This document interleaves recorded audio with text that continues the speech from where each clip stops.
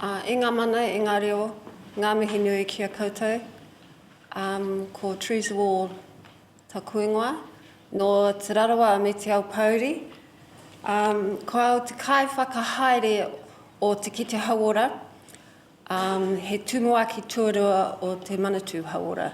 No reira, tēnā koutou, tēnā koutou, tēnā tātou katoa. Thank you for the welcome, Kim, and thank you for a new status being given me. I'm actually Ms. Wall, not Dr. Wall, but I mean, happy to be a doctor anytime. and also, just to note, I found the phone. But I thought I would take the opportunity. What I want to cover today is, and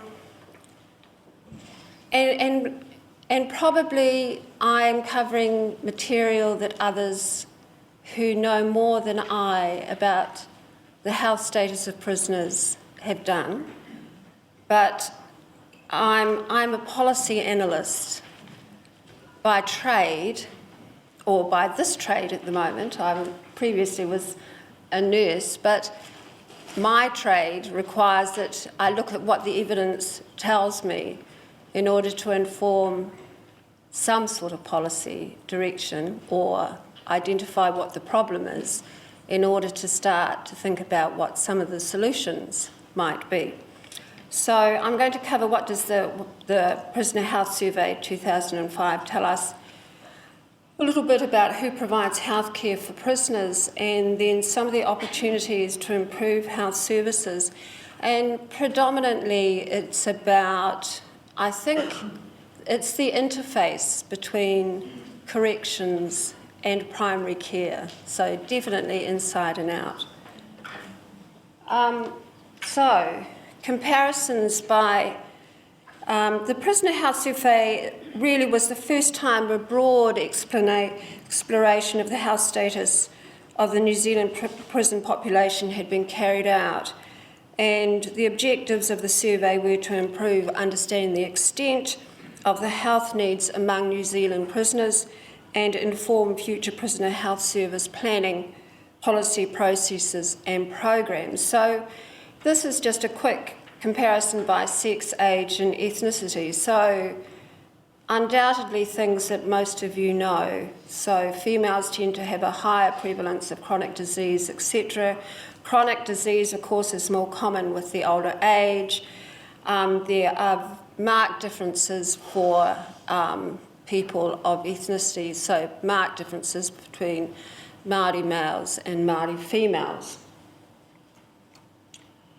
So if you look at just taking the comparison of male prisoners with males in the general population, so and I think that in looking at this data, one needs to regard it with some caution, particularly around the cancer numbers, given the small numbers of prisoners with these chronic diseases. So male prisoners had a significantly lower prevalence of diagnosed cancer and diabetes than males in the general population. As we know, Māori male prisoners had 1.5 times the prevalence of smoking, but I'm reliably informed by colleagues in the ministry that where everyone had supposed that the prison population would rear up and there would be general unrest and much ferment when it was decided to make prisons smoke-free, that there have been some very good things that have been happening. So there's a report that prisoners are actually encouraging their own family to give up, that they're able to use the money that they save from buying cigarettes to purchase phone cards, etc. and whatnot. So there are some positive things happening around prisoners giving up smoking. This is So this looks at the age and ethnicity of sentenced prisoners, and I'm not sure how easy it is to see up there, but anyway, so what we do know is that only about 5% of the sentenced prisoners are female, and 43% under the age of 30 years. So, as with the Māori population in general, the sentenced prisoner population for Māori has a younger structure. And but since the previous census in 2001, the overall age structure has become older in profile, and there are fewer prisoners below 30 years and more over 30 now. Well, this data tells us that.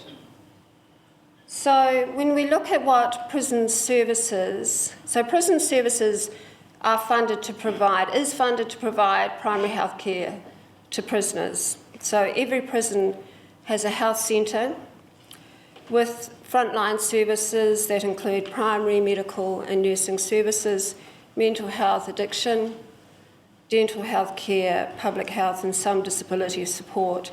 The health centres are staffed by nurses with medical officers and dentists contracted to provide medical and dental care. Every prisoner entering prison has their health needs assessed, and ongoing care and treatment is provided according to their clinical need. This assessment includes whether a prisoner is at risk to themselves and others.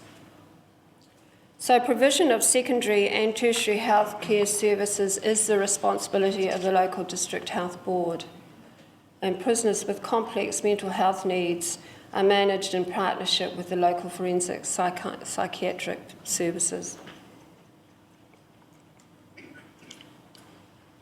There are prisoners with special health care needs, so prisoners with a disability,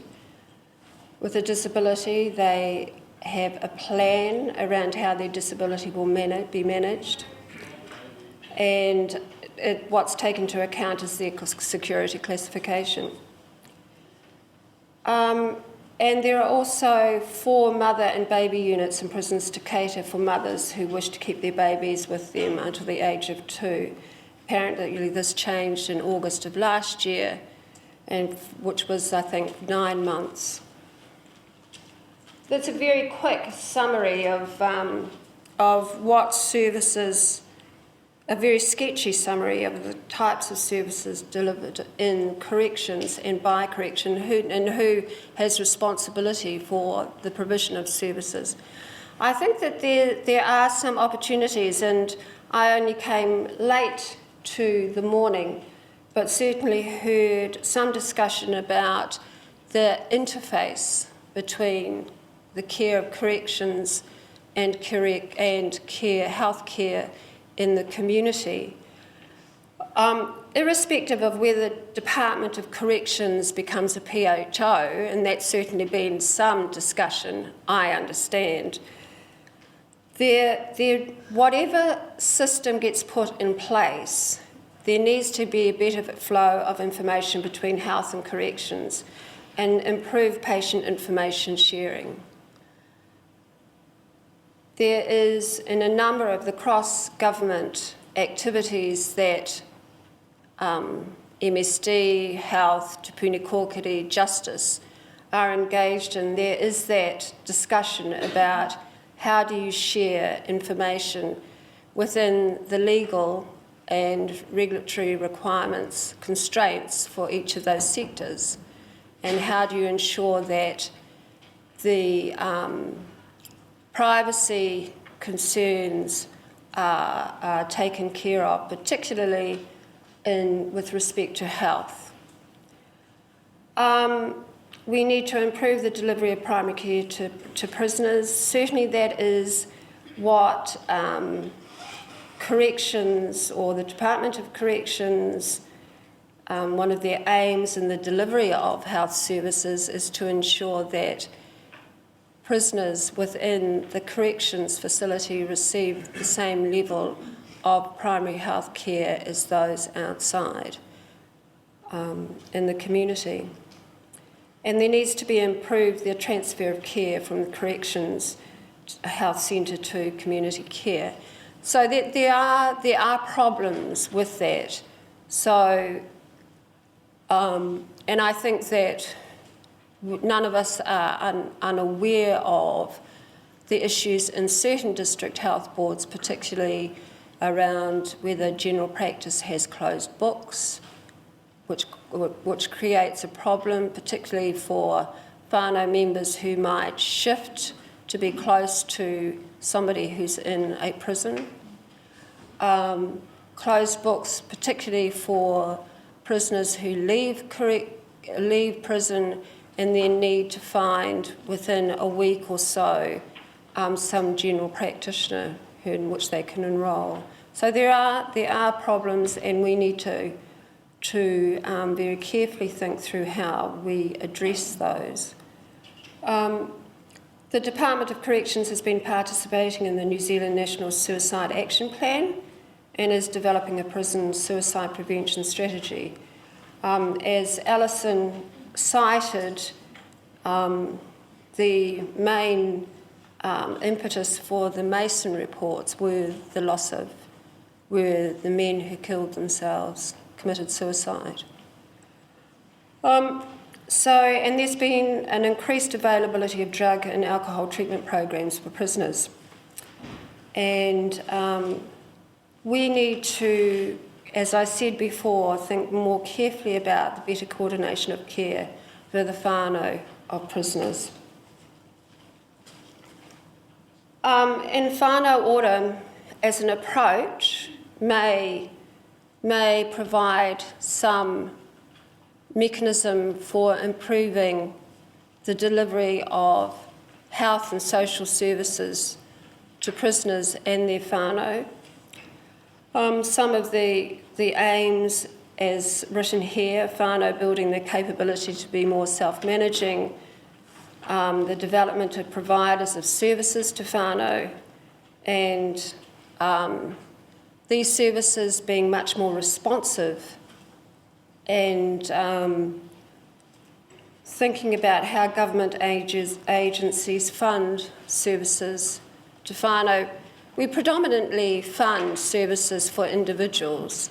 I think we often get caught up in the notion that the funding should drive the way in which the services are delivered, when actually the way in which services are funded should enable services. So, very, very quickly, what I've covered has been the health status of Māori prisoners, health services and where they're located, and some challenges and possible improvements. The last things I would make that we should be cognizant that the health of prisoners should not deteriorate as a consequence of imprisonment. Indeed, prisoners are entitled to the same level of care as the rest of the population. There is both an obligation and an opportunity to maintain and improve their health. Improving the health of prisoners benefits not only the individuals and their families, but all of society by preventing the spread of communicable disease and reducing the burden and impact of chronic disease and mental illness on families, healthcare services and community members. Improved health also enhances the rehabilitation and reintegration of prisoners back into society. Nō reira, tēnā koutou, tēnā tātou katoa. Kia ora.